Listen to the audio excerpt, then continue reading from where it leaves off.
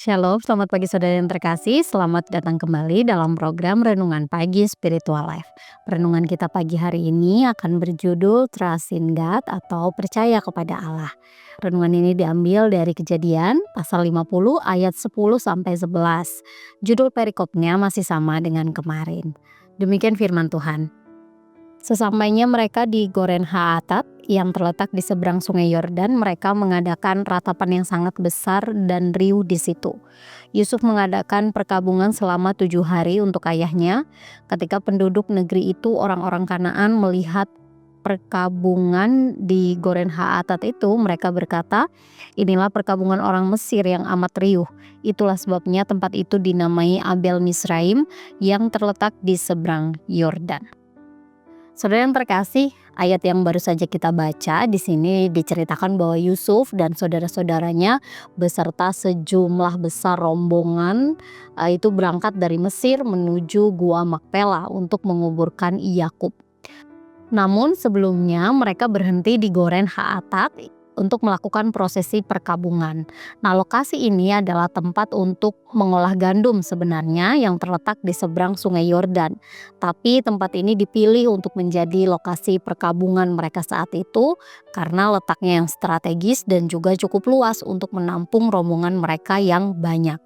Nah, perkabungan ini dilakukan selama 7 hari seperti tradisi dalam budaya Timur Tengah kuno pada saat itu yang menandakan penghormatan terakhir kepada orang yang meninggal.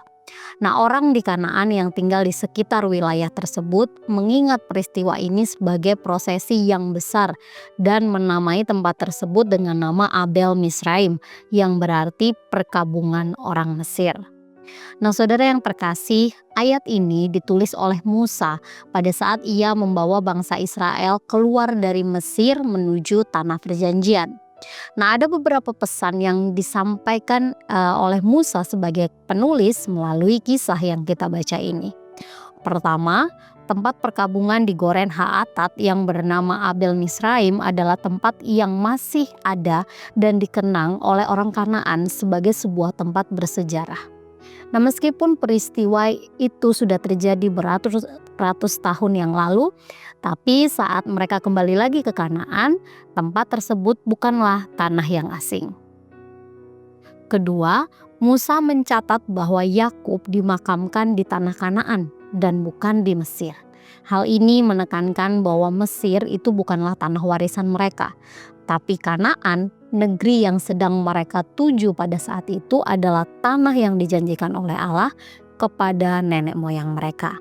Nah, secara keseluruhan kisah ini menjadi pengingat kembali tentang siapakah identitas mereka, yaitu sebagai umat pilihan yang harus kembali ke tanah perjanjian yang sudah ditetapkan oleh Allah. Saudara yang terkasih, permintaan Yakub untuk dikuburkan di Kanaan ini memperlihatkan bahwa sampai akhir hidupnya dia berusaha untuk menggenapi rencana Allah. Dia meyakini bahwa Allah yang Maha Tahu akan mengatur segala sesuatu untuk membawa keturunannya suatu saat nanti kembali ke tanah perjanjian. Oleh sebab itu, bagi bangsa Israel yang membaca kisah ini melalui tulisan Musa, meskipun ratusan tahun sudah berlalu, tapi mereka diingatkan kembali bahwa kedaulatan Allah dapat mengendalikan sejarah untuk menggenapi janjinya.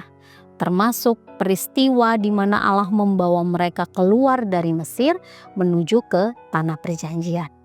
Nah, hal inilah yang akan mendorong mereka untuk tetap percaya pada kemahakuasaan Tuhan dalam perjalanan yang sedang mereka lewati pada saat itu. Nah, saudara, seperti Yakub yang mempercayai kemahakuasaan Tuhan meskipun dia sendiri belum melihat penggenapannya, maka kita pun diingatkan untuk tetap percaya pada kemahakuasaan Tuhan bahkan ketika kita belum sepenuhnya memahami rencana Allah. Saudara, kiranya Allah menuntun kita untuk selalu bersandar pada kemahakuasaannya dalam segala situasi. Saudara, mari kita berdiam sejenak, menenangkan batin kita dan mengambil waktu untuk merenungkan firman Tuhan yang baru saja kita dengar. Apakah saat ini saudara sedang menghadapi situasi yang sulit? Mari bawa semuanya di dalam doa kepada Tuhan. Kiranya Tuhan menganugerahkan kekuatan agar kita dapat menghadapi setiap situasi sulit tersebut. Dan kiranya Tuhan memberikan kita kemampuan untuk tetap percaya kepada rencananya yang indah, meskipun mungkin kenyataan yang kita hadapi tidak sesuai dengan harapan.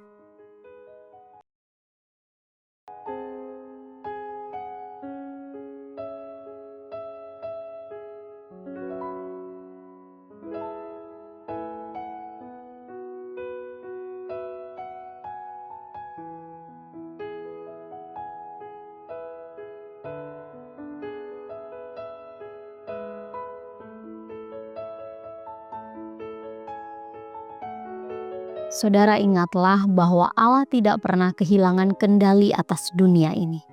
Dalam hikmat-Nya yang sempurna, Dia mengatur setiap peristiwa, besar maupun kecil. Demikian renungan kita hari ini. Mari kita berdoa. Bapa di surga, kami mengucap syukur untuk kasih setia penyertaan Tuhan dalam kehidupan kami. Terima kasih Tuhan untuk satu hari baru yang Tuhan izinkan untuk kami jalani lagi hari ini. Kami juga bersyukur Tuhan untuk kebenaran firman-Mu yang mengingatkan kami akan kemahakuasaan Tuhan atas segala sesuatu, termasuk kehidupan kami. Kami berdoa, berserah, menyerahkan seluruh kehidupan kami ke dalam tangan kuasa-Mu. Mungkin ada di antara kami yang saat ini sedang menghadapi berbagai situasi sulit, masalah, pergumulan. Kami berdoa, semuanya kami serahkan ke dalam tangan kuasa-Mu Tuhan, sebab kami percaya bahwa Engkau akan mengatur segala sesuatu untuk kebaikan kami. Berikan kami kekuatan, berikan kami kemampuan untuk tetap mempercayai Engkau dalam setiap langkah kehidupan kami. Kami serahkan Tuhan seluruh hidup kami ke dalam tangan kuasa-Mu. Dalam nama-Mu kami berdoa dan bersyukur. Haleluya. Amin. Saudara, demikian renungan kita pagi hari ini. Selamat pagi, selamat beraktivitas. Tuhan Yesus memberkati.